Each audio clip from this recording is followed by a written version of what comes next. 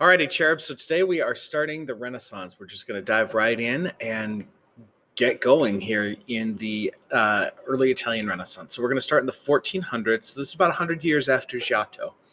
So we've had about 100 years for things to build upon what he did. So these are the pieces we're going to be looking at. Here's Giotto from last time, and the pieces that we're going to be looking at today. But it's going to take a minute for us to get there because of where we're going. Now, go ahead and... The Renaissance was a... Sorry. I'm going to go ahead and link this in the description above, so go ahead and give this guy a watch. It is a good reiteration about what the Renaissance is. Okay? The Italian Renaissance begins in Florence, begins in the city of Florence, and Italy was not a unified country, doesn't become a unified country until the late 19th, early 20th centuries. What happens is they are broken up to a series of different nations, republics, kingdoms, etc. All right, so Florence is sitting here, so kind of in the Tuscany region of Italy. And they are a republic, right? So they elect their representatives in the Signoria, who then pass their laws. Now, Florence is going to have this belief that they are special because they are a republic, much like the ancient Romans. All right, and so they're going to look at themselves as kind of the inheritors of this Roman identity. They're going to start to revisit classical ideas, and they're going to start to send out emissaries to the monasteries throughout Europe and to collect books and copy books and to steal books to bring them back to Florence. Another idea that is taking root at this time is the concept of humanism, that man is the measure of all things. Okay, they're going to be looking at how humans are the epitome of the creations of God, and so therefore are able to express the highest virtues. All right. Florence exists, like I said, within this patchwork quilt of Italy, and there's going to be intense competition between the cities and the different nations here in Italy. That competition is going to drive innovation forward, as well as there's also within the city of Florence itself, there's going to be intense rivalries and competitions for dominance. All right.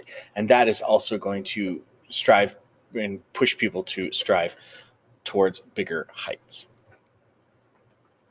Now, in painting and sculpture, within the arts themselves, what they're going to be looking at is they're going to come up with the single point perspective, something that hasn't been done in 1,000 years.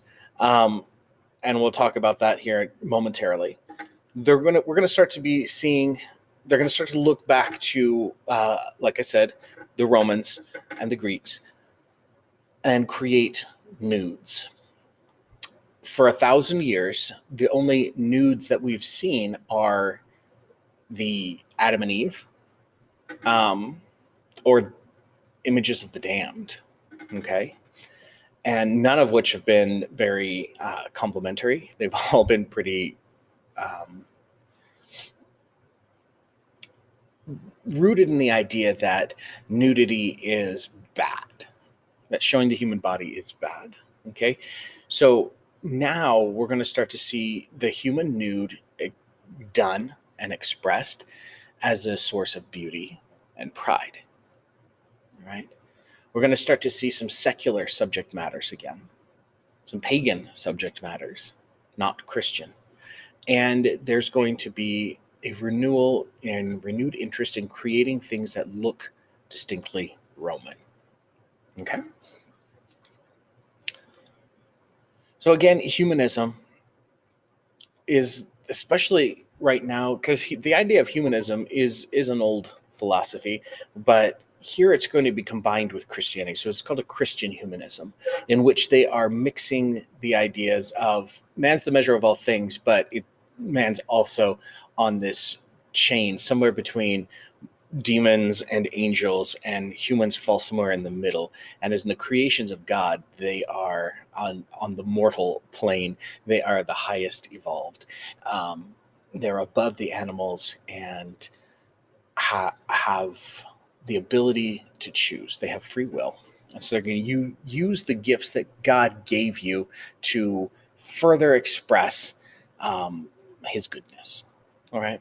So you celebrate human potential and that human greatness. And you do that by studying and learning and by achieving. All right. Again, Florence is going to have this merchant class that's going to rise up. They're going to have extra money to burn because they're making all this money. And they're not just going to be concerned with the next life. They're going to be concerned with this life. They're going to say that beauty is going to make us better. All right. And so they want to surround themselves with beautiful things. And you do that with art, which is lovely. Florence is going to emerge victorious from wars with Milan and Naples. And so they're going to see themselves, and Florence is kind of the little guy in the block.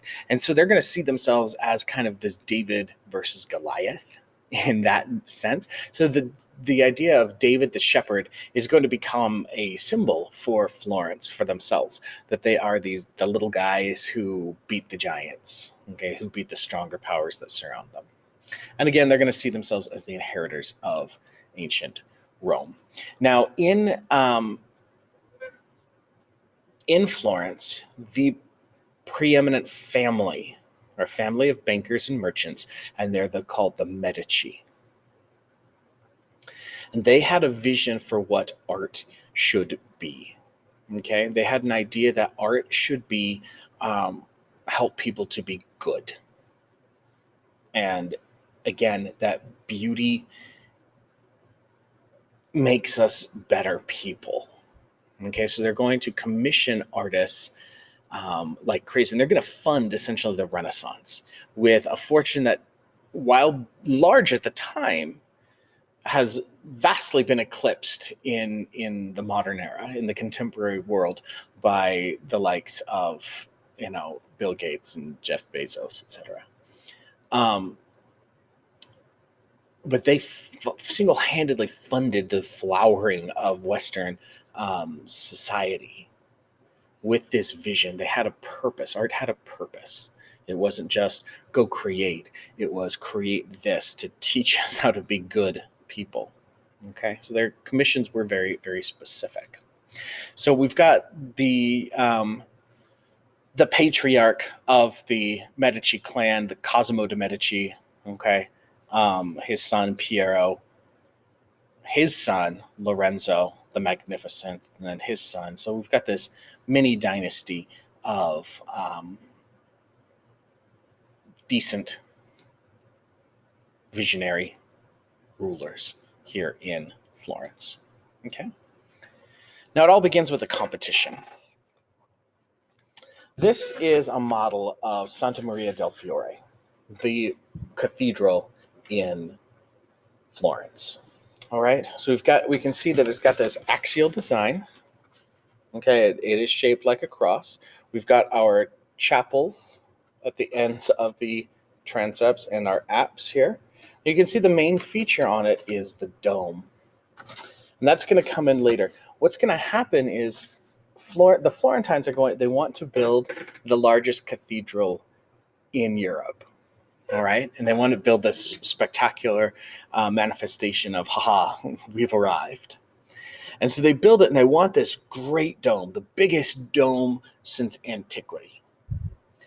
And they build it not having the technology to complete it. And so they just thought, well, if God wants a dome, then he's going to show someone how to do it. Okay, so they built the cathedral, and there's a big hole right here where the dome is. There was no there's nothing there. So it was just completely open to the sky. The bell tower here, like many Italian churches, the bell tower is separate, as is the baptistry. This little building out front, this is the baptistry. So this is where all the notable Florentines would have been baptized. Giotto would have been baptized here. Dante Alighieri would have been baptized here. All the notable Florentines had been baptized in this building. They decided that they wanted, for the baptistry, new bronze doors, and they're looking back to, and they want bronze doors for this magnificent building because the Pantheon had big bronze doors, and they kind of wanted to like harken back to that. So they want to commission these sculpted bronze doors. So they have a competition, and they give everyone so many pounds of bronze, anyone who's going to compete, and they give them a year, and they tell them, you have to design in this year a scene, the scene of Abraham sacrificing Isaac. And it comes down to these two. These are the two finalists in that competition. So we're getting this one by a craftsman, a goldsmith named Brunelleschi, and this one by a craftsman named Ghiberti. This one is very readable and exciting, and it's showing us Abraham, and he's clutching the throat of Isaac, and an angel has to reach forward and grab Abraham's wrist to stop him from plunging the knife into his son's neck. Now look at Isaac. All right. Look at Isaac, and you see kind of the awkwardness of his form. Now, this is the same story. We have the angel flying in, Abraham about to stab Isaac.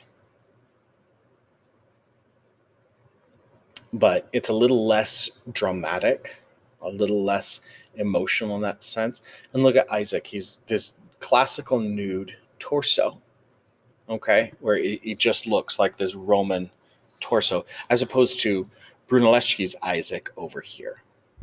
Okay. They're both very good. They're both really, really remarkable works. Okay. So here's Brunelleschi, and here is Ghiberti. They're 24 and 25. Now, the images that I'm showing you, they are clearly not 24 and 25, but at the time, they were 24 and 25. Brunelleschi is going to lose the commission. It's going to go to Ghiberti. Ghiberti then is tasked with creating these bronze doors. But it's this competition, it's this thing that kind of kicks off the Renaissance in full force. That this competition right here is what kind of sparks this outpouring of genius and creation. Okay? Now, those doors, Ghiberti is going to be working on those doors for the next very long time. Most of the rest of his life, he's going to spend working on these doors, because when he's done with these doors, they're going to ask him to build two more for the other side. Ha. Okay. Now, Brunelleschi, on the other hand, he leaves Florence, but does come back when there's another company. He leaves in a huff. Okay, he's upset about this. He does come back later to enter another competition, and that for the dome. And Brunelleschi is the guy who completes the dome. He's the one that invents the dome. So he figures it out. He doesn't leave any plans on how he did it. He leaves no sketches, no drawings, no plans, no writings, nothing. So to this day, we have theories on how he did it. It's the largest masonry dome in the world. We have no idea how he did it. We've got good guesses, but definitive answers, we have none. And that's the genius of these gentlemen. Okay. Now, Brunelleschi is also going to give us, now he's going to stand, here's the baptistry. He's going to stand within the doors of the baptistry and be looking out, and he's going to see, and he's going to start to sketch, and he's going to view this world around him. And he's going to see, and he's going to notice how things seem to recede to this vanishing point, and he's going to codify the rules of how to draw in a linear perspective, where you use size to determine depth. Okay, as things get closer to the vanishing point, then things are going to get smaller. Also, things are going to be sitting on a horizon line. The horizon line is your eye level. So if an object is sitting below your eye level, you're going to be able to see the top of it. And if it's sitting above your eye level, you're going to be able to see the bottom of it. Okay? And if it's sitting completely under your eye level, you can't see at the top or the bottom of it. All right, so he's going to codify these rules that these lines are going to appear to come together, even though we know that they don't actually come together. The railroad ties will never touch. The telephone poles will never touch. We know that, but it looks like that, and that's linear perspective. And it's that illusion that gives Renaissance art its believability. Okay. One last thing about the doors. Let's give Ghiberti his due. A generation later, Michelangelo is going to come to Florence, and he's going to see these doors, and he's going to look at them and say, surely these are the gates of paradise. These are the doors of heaven itself. And so that's what they've been dubbed as the gates of paradise, the doors of heaven, because they're so beautiful. Okay. And if you think that these images are great, which they are, then these on the door blow it out of the water. Okay. Just completely. Just annihilate it. So gorgeous. But it's this competition that kicks off the Renaissance. Okay? So now, let's dive into the art itself, our actual pieces. And we're going to start with pieces. We're going to start with Brunelleschi. Okay? And here he is. The guy who invents the dome, who completes the magnificent dome of Santa Maria del Fiore. He's also going to receive other commissions to build. All right. Now, this church is the Basilica, because there's lots of different churches in Florence. Okay. Santa Maria del Fiore is just the biggest. But this one is the Basilica of Santa Croce, the Holy Cross. All right. And off to the side of this is going to be this chapel. It's a meeting house for monks. Okay. And so you look at this and you say, so this right here is Santa Croce. And then this is the building that we're looking at. And you think to yourself, that's not very impressive, is it? But it is. Okay. And it's on our list because it represents a return to the classical forms. Okay, so if we take a peek at it, you can see that it has this dome on the top, but it's not a dome per se like Santa Maria del Fiore. Okay, it's kind of this rounded. It's domed on the inside more than it is here on the outside. Okay, but it's going to look very much like the Pantheon dome, especially on the inside. But it does have these round windows up here at the top, so it kind of feels a little bit like Hagia Sophia.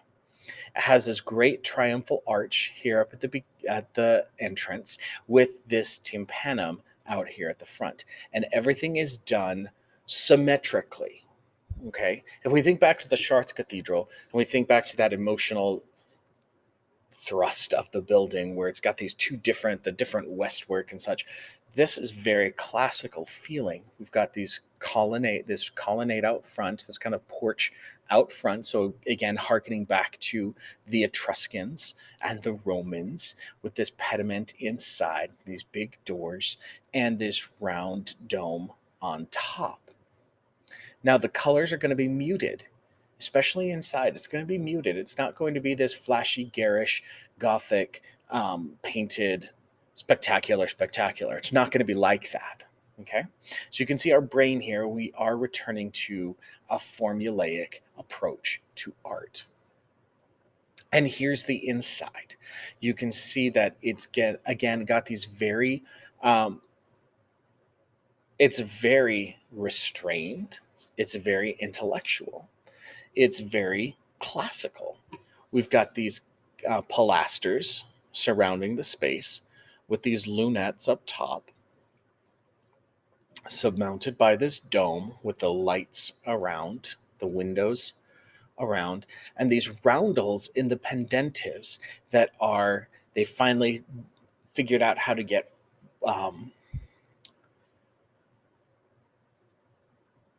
fire hot enough to vitrify glaze here in the West. So they're going to be using ceramics here. These are glazed ceramic roundels here throughout the structure. So especially in the pendentives. Okay. So this is called the Pazzi Chapel. So here is Santa Croce, the Basilica of Santa Croce, and here to the side is the Pazzi Chapel. All right. Now the Pazzi, it's called the Pazzi Chapel because it was commissioned by the Pazzi family. And the Pazzi family are bitter rivals of the Medici. Bitter rivals. They hated each other. Right. If you want to, it just bitter rivals. They hated each other, and so they're always trying to outcommission each other for the next big thing, to show off their wealth and to show off. See how competition breeds like good art. That's what we're getting here. So, and you can remember the Pazzi Chapel because it's the Pazzi is like Pazzi. Pazzi. It's like pizza, but transpose the I and the A and the brown with the circle and the pepperoni, like a pizza. Okay. I'm going to link the video above. Please don't skip this. They're going to talk through the Pazzi Chapel. So again, the Pazzi Chapel is a charter house. It's a meeting house for monks off to the side. Now, it isn't perfectly square. Okay. It is going to be squared off, but then it's going to have these sections out here for these arches, these arched ways. So it will be squared, but then have these additional archways off to the side. So it's going to be a little bit longer than it is wide. All right. But very, very classical, very restrained. This is Brunelleschi designing the Pazzi Chapel on the Basilica di Santa Croce. All right. So again, it's like the Pantheon and Hagia Sophia had this little baby. So we get the windows over here from Hagia Sophia influence and the oculus up at the top from the Pantheon. And again, all very, very restrained, very classical. These pilasters surrounding the whole space. All right. So this is the Pazzi Chapel. It's about balance. It's about harmony. It's about order. It's about clarity. So we don't have the stained glass. We've got clean lines. It's art done to a formula. All right. It's not about an emotional response. It's an intellectual one. So again, it is this chapter house, and it's a place for the meeting for the monks. And it's a private rectangular chapel for them off to the side of Santa Croce. Okay. We've got our two barrel vaults on the inside with that dome over the crossing. There's muted colors, punctuated by those terracotta tiles. Now, Santa Croce, just FYI, is the burial place of Michelangelo, and it's the burial place of Galileo, and it's the burial place of Machiavelli. Okay, so we've got a whole bunch of famous Florentines who are buried here at this church. All right. Now, the Medici are going to commission a palace to be built. And when we think of palace, we think of like Versailles, or we think something with turrets or castles. That's not what they're thinking. Okay, a palace is a grand estate, and when you see the next image that I'm going to show you, you're going to think that looks like a bank.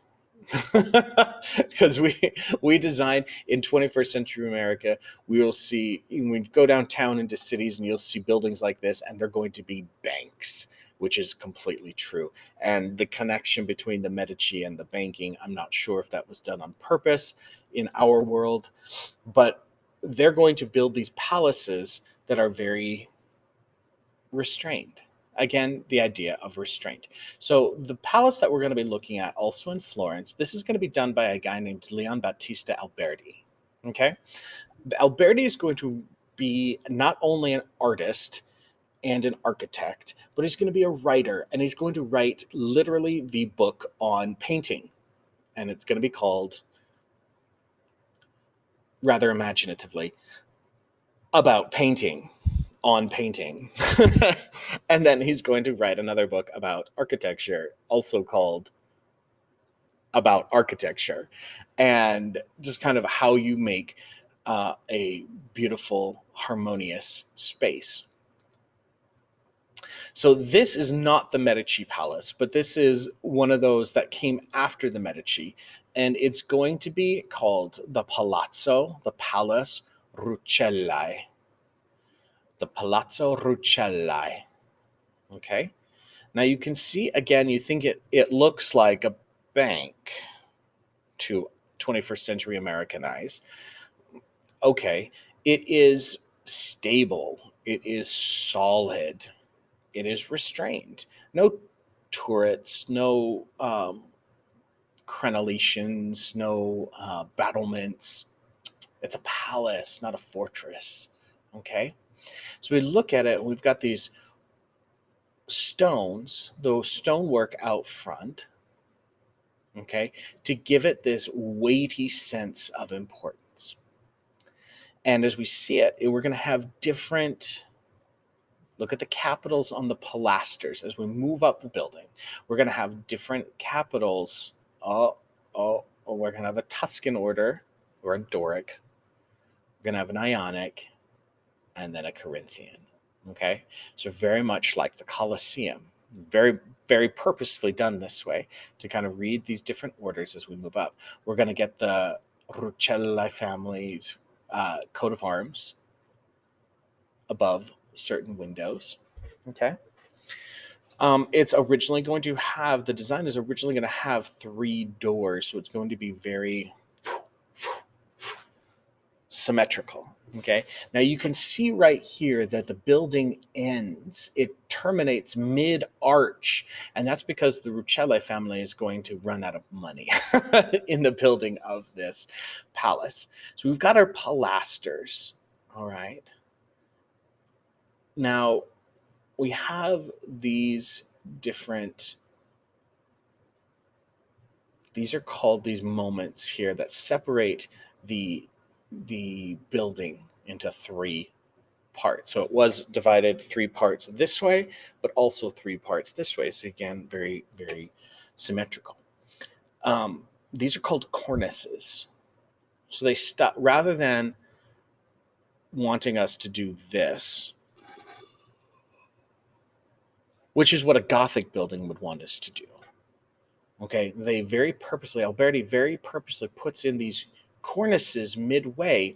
Let me grab the laser so that you can, your eye stops, and you do this instead. All right. He doesn't want you to do this. Whoa. No, he wants you to, and you have that very big cornice up here at the top to stop your eye. Okay? So you can see again here how the building ends. So this is in fact a Renaissance palace, the Palazzo Ruchellai. And you can see down here at the bottom how a good Florentine building architect would have included, and did include in this case, benches on the sidewalk for people to, as they're walking past, they can take a load off, stay and chat. Okay? And throughout Florence, these kinds of considerations are made by the architects. So this is the Palazzo Ruchellai by Leon Battista Alberti. Okay, so again, we have our columns, our engaged columns, and our pilasters. Engaged columns are rounded, pilasters are flat. This is a cornice. Okay. These heavy, chunky sections on the corners of a building are called quins. Of course, we've got our pediment. That great cornice right there. Okay. So again, we've got our friezes containing the Ruchellai family symbols. It gets rid of earlier buildings like the Medici Palace. They're going to have rusticated brick. This one's going to get rid of that concept of the rusticated brick, that kind of very heavy, chunky, almost Incan-looking stone. They're going to get rid of that and have this very smooth facade. All right.